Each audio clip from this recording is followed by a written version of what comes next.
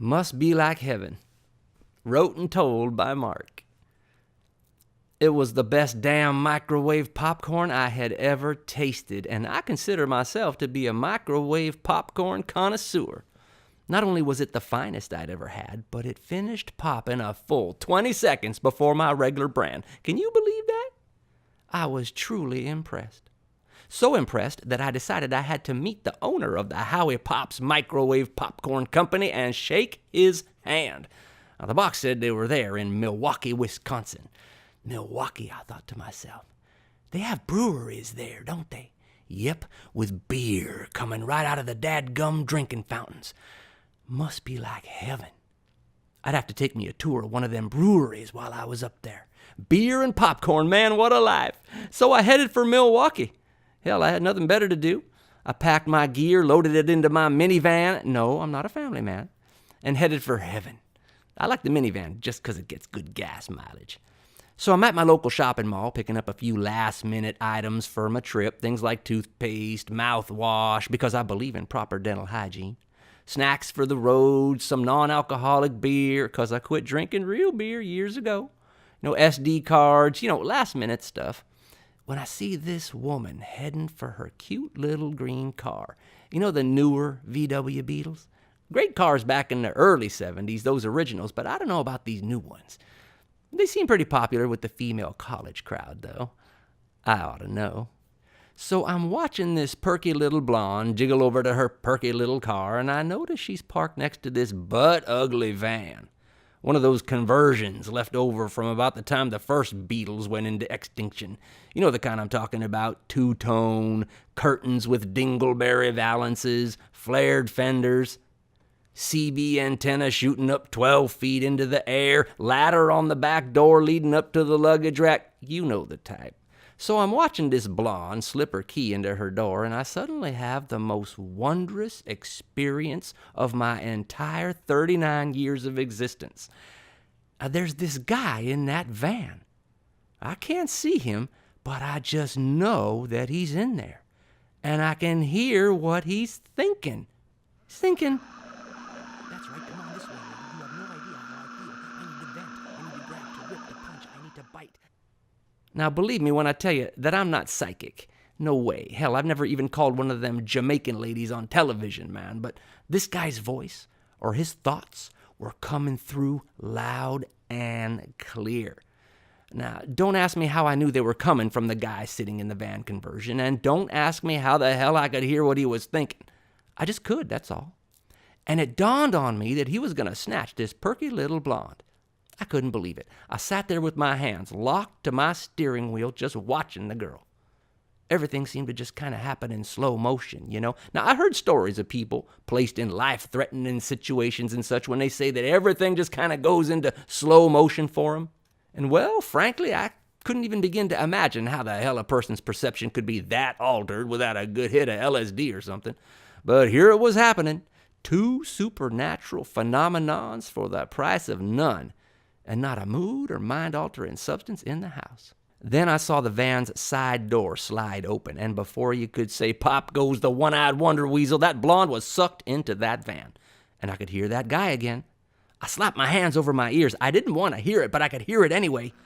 You bit me, you bitch. Hope that return bite hurts really bad. Now fucking hold still. You squirm and I'll tie these ropes so tight, your arms will turn purple, I swear I will. Then everything kind of went swirly on me. Like when you had too many Long Island iced teas and are lying there watching the ceiling spin. I heard once that when that happens, you just put one foot on the floor and by cracky if it doesn't stop the swirls. Of course, it's been 10 years since I actually had to apply that little tidbit of information to my own life, but I never forget a good tip. Anyway, the next thing I know, this van's pulling out of the parking lot, and I look around, and I don't think anybody saw what happened, except for me. I saw it. For a half a second, I thought I ought to take down his license number, call the cops, and continue on with my Milwaukee trip.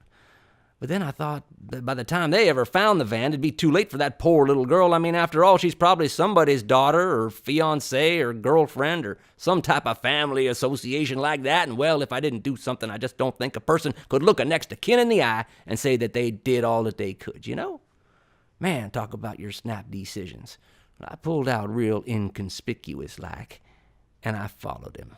Now, I don't own a cell phone. I've heard the stories of people who now have tumors the size of baseballs on the side of their head due to talking on them things all the time. They're radioactive or something like that. Microwaves or some shit. I guarantee you someday the government's going to issue a statement saying that cell phones are a health hazard and they'll be taken off the market.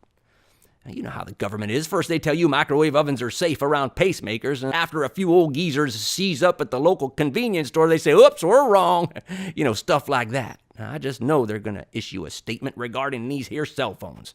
That's why I don't own one, because I don't want a tumor sticking out the side of my head. I've seen those things. They look like giant pieces of popcorn.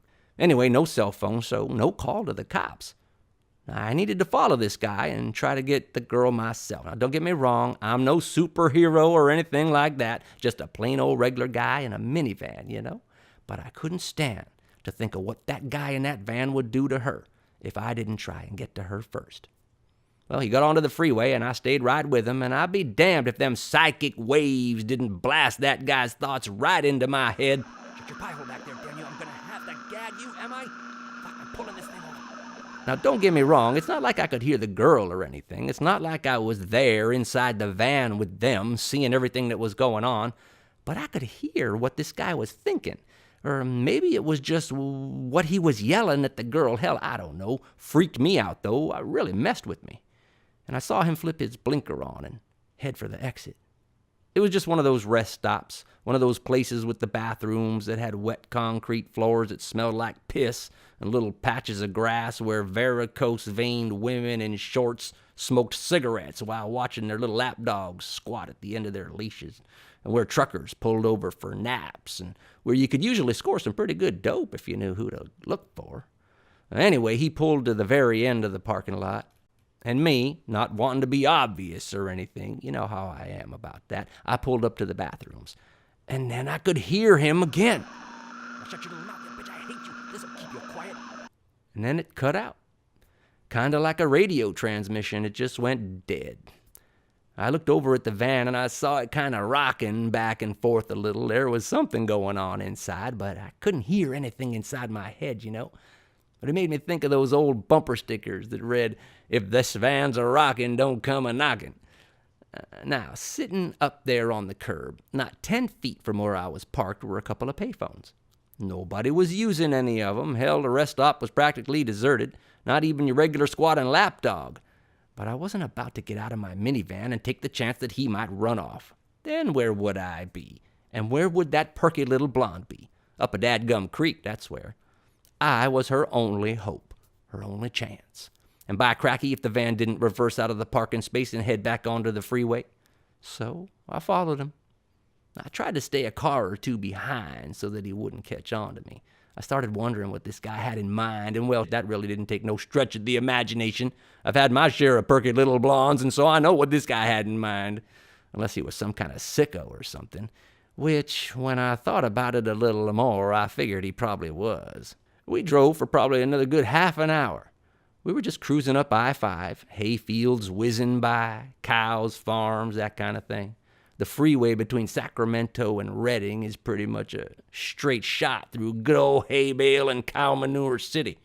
My head was quiet for a long time, and then all of a sudden, just jolting me awake like my mama's leather belt strap, this guy's thoughts busted into my head again. And this time I got kind of scared.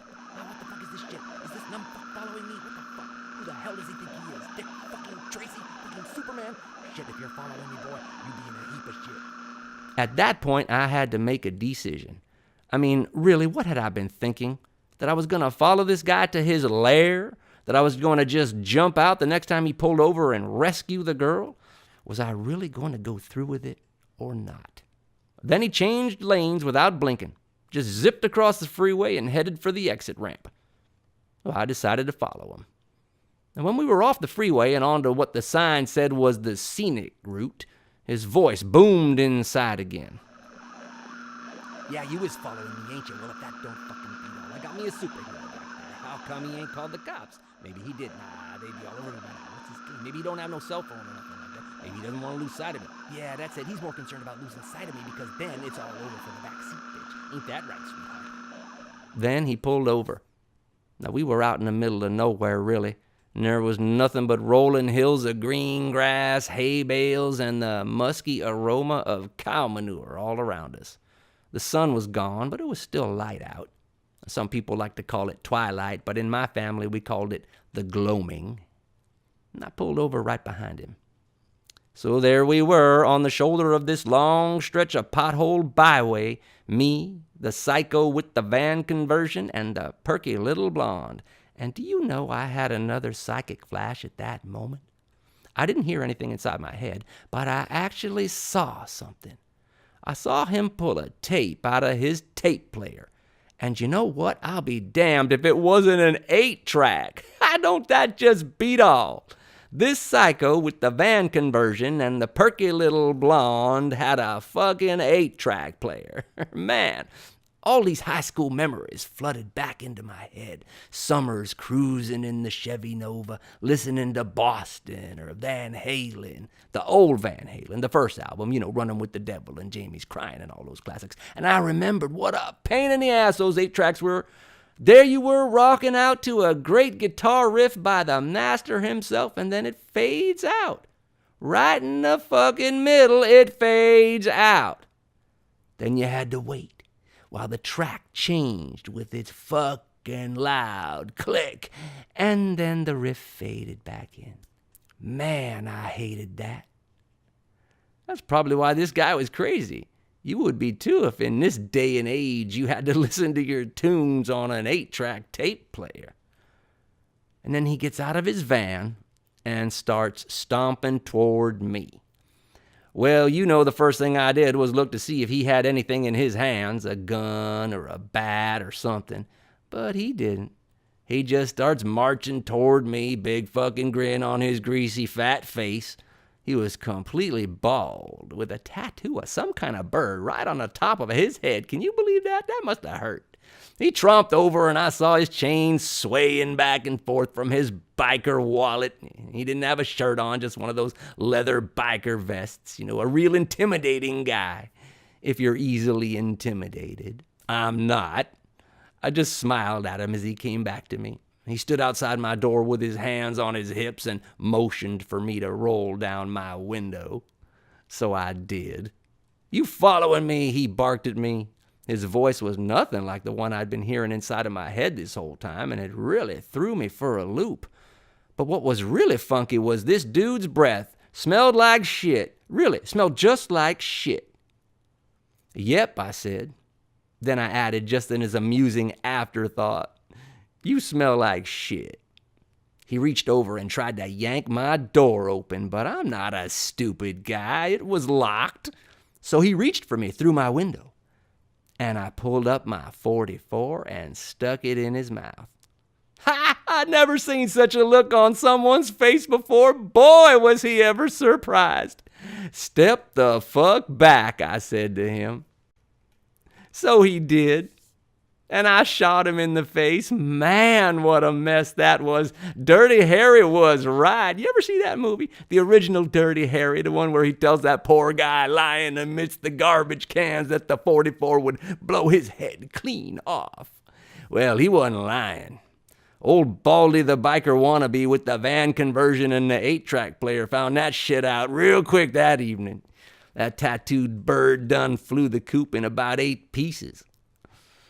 So I got out of my minivan and hopped into the van conversion, and there was the perky little blonde lying in the back on the floor while Baldy the biker wannabe was lying out on the street with his head splattered all over the scenic route. And she was all tied up and kind of bleeding here and there, and she looked at me with such gratitude. I'd never seen such a look like that in anyone's eyes before. Then again, I'd never rescued a perky little blonde from the big bad wolf either. So I took her gag off, and she thanked me and asked if I would please untie her. She said that her arms were numb. "Nope," I said to her. "Can't do that." Then I hopped out of the van, looked around, and made sure we were all alone out there, just me and her and what was left of Baldy, and I threw her into the back of my minivan, and I took her home. Ended up having to gag her before we reached I-5. Bitch wouldn't stop screaming. Do they ever? When we got back to my place, I took her down into the basement and introduced her to the other girls and showed her new spot. And I'll just bet you can't guess who she was replacing. Another perky little blonde. That last one just sort of withered on me, and she was starting to stink, so I had to get rid of her. Man, this one screamed and screamed and screamed, and if she wasn't gagged, the neighbors might have heard something. But she was, and they didn't. I went upstairs and made some microwave popcorn.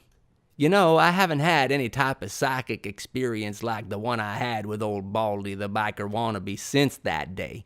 Once in a while, if I close my eyes real tight and concentrate real hard, I can hear the girls downstairs screaming through their gags.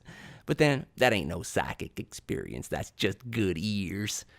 Man, I really gotta take a trip to Milwaukee and personally visit the guy who invented this new brand of microwave popcorn. Howie, yeah, that's his name. It really is good. And while in Milwaukee, I'll just have to visit that brewery with the beer coming out of the drinking fountains. Must be like heaven.